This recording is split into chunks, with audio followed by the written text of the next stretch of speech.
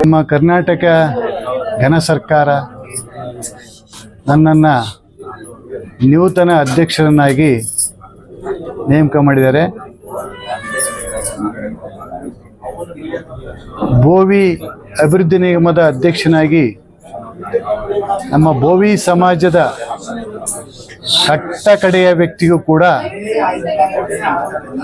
ಸಿಗಬೇಕಾಗಿರ್ತಕ್ಕಂಥ ಸೌಲಭ್ಯಗಳನ್ನು ಪ್ರಾಮಾಣಿಕವಾಗಿ ಅವರಿಗೆ ತಲುಪಿಸುವಂಥ ಒಂದು ಕೆಲಸವನ್ನು ಮಾಡ್ತಕ್ಕಂಥದ್ದು ನನ್ನ ಉದ್ದೇಶ.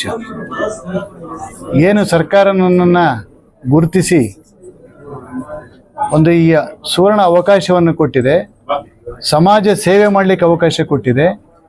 ಅದು ನಮ್ಮ ಸಮಾಜದ ಸೇವೆ ಮಾಡ್ತಕ್ಕಂಥದ್ದು ನನ್ನ ಸೌಭಾಗ್ಯ ಎಂದು ಭಾವಿಸಿದ್ದೇನೆ. ಹಾಗಾಗಿ ನನ್ನ ನೇಮಕ ಮಾಡಿರ್ತಕ್ಕಂಥ ಮುಖ್ಯಮಂತ್ರಿಗಳಿಗೆ ನಾನು ಗೌರವಪೂರ್ವಕವಾಗಿ ನಾನು ನಮಸ್ಕಾರಗಳನ್ನು ತಿಳಿಸ್ತೇನೆ. ಹಾಗೆ ನಮ್ಮ ಪಕ್ಷದ ಉಪಮುಖ್ಯಮಂತ್ರಿಗಳು ಹಾಗೂ ಕರ್ನಾಟಕ ಪ್ರದೇಶ ಕಾಂಗ್ರೆಸ್ ಸಮಿತಿಯ ಅಧ್ಯಕ್ಷ ಆಗಿರ್ತಕ್ಕಂಥ ಶ್ರೀಯುತ ಡಿ.ಕೆ.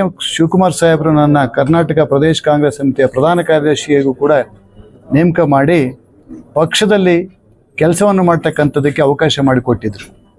ಎಲ್ಲ ಕಾರಣದಿಂದ ಪ್ರಾಮಾಣಿಕವಾಗಿ ಪಕ್ಷಕ್ಕೂ ಇಲ್ಲಿವರೆಗೂ ದುಡಿದಿದ್ದೇನೆ. ಮುಂದೆ ಸರ್ಕಾರ ವಹಿಸಿರ್ತಕ್ಕಂಥ ಜವಾಬ್ದಾರಿಯನ್ನು ಪ್ರಾಮಾಣಿಕವಾಗಿ ನಮ್ಮ ಸಮಾಜದ ಕಡು ಬಡತನದಿಂದ ಬೇಯ್ತಕ್ಕಂಥ ಜನಗಳಿಗೆ ಸಿಗಬೇಕಾಗಿರ್ತಕ್ಕಂಥ ಸೌಲಭ್ಯಗಳನ್ನು ಪ್ರಾಮಾಣಿಕವಾಗಿ ತಲುಪಿಸುವಂಥ ಒಂದು ಕೆಲಸವನ್ನು ಮಾಡ್ತೀನಿ ಅಂತಕ್ಕಂಥದ್ದು ತಮ್ಮ ಮೂಲಕ ನಮ್ಮ ಸಮಾಜಕ್ಕೆ ತಿಳಿ ಹೇಳ್ತೇನೆ.